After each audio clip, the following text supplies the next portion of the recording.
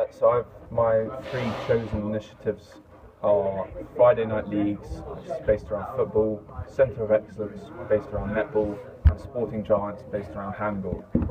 Start off with Friday Night Leagues. The level of this initiative is participation. This level has many different schemes and participants of all ages and types. The schemes tend to focus mainly on community participation by trying to get people to take part more regularly, especially those who do not take part in sport at all. Friday Night Football is targeted mainly towards teenagers that hang out on the streets. The majority of the people that turn up are male, with few females turning up for trampolining, which is done on the side of the hall.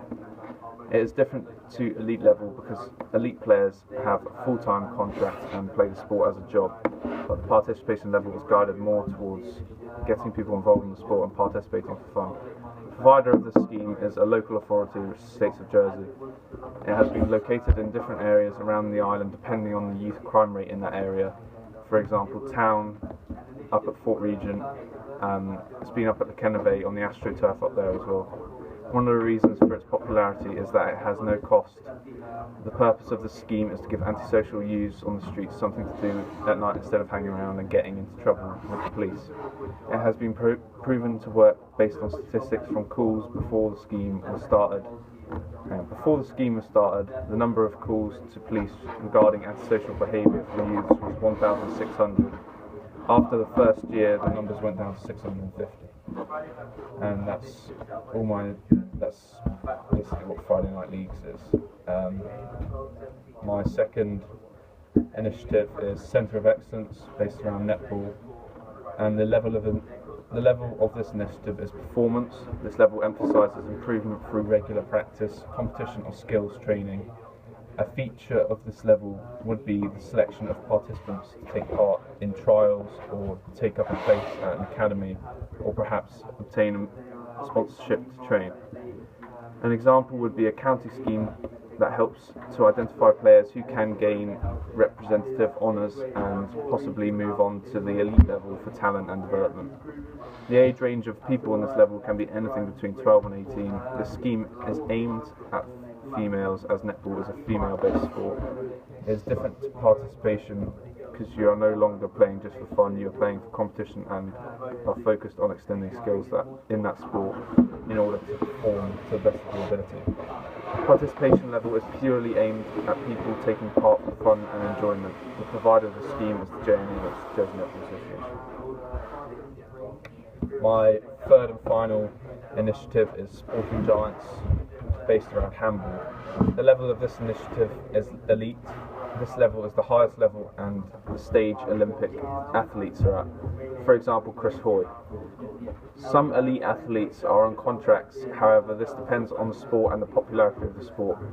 Elite teams or participants are often sponsored, and these expenses will be paid by sponsors, clubs or the government. Another elite performer would be Olympic swimmer Rebecca Adlington. The scheme is aimed at both genders, as handball is a mixed sport. This level is different to all others because it is the only level where you compete and represent your country in competitions such as the Olympics. The provider of this scheme is UK Sports, which is a local authority. The aim of this initiative is to identify young people with the potential to display talent in sports such as handball, rowing and volleyball. Because tallness is considered a possible advantage in those sports, a minimum height of 6'3" for men and 5'11" for women was specified. An age requirement of 16 to 25 was set, and an athletic background was also required. The effectiveness of the scheme was shown when 10 participants in the scheme were members of the Team GB at 2012 Summer Olympics, and 2 of them were gold medal winners. Helen Glover was awarded gold in the women's cockless pairs rowing. She was a cross-country runner, a swimmer, hockey and tennis player, but had no rowing experience prior to joining the scheme in 2008. Victoria Thornley was awarded bronze medal as a member of the women's 8 rowing crew. 4 male and 2 female participants in the scheme were members of the first handball teams ever fielded by the UK at the Olympic Games. Is there any cross-cutting agendas For which one? for any of them? Well, cross-cutting agenda for Friday night football leagues. It might also help help youngsters quit smoking because they'll be playing sports indoors or maybe outdoors. They won't have the opportunity to go for a cigarette, etc. But yeah, that's really the only ones because that's a much lower level. That's why it involves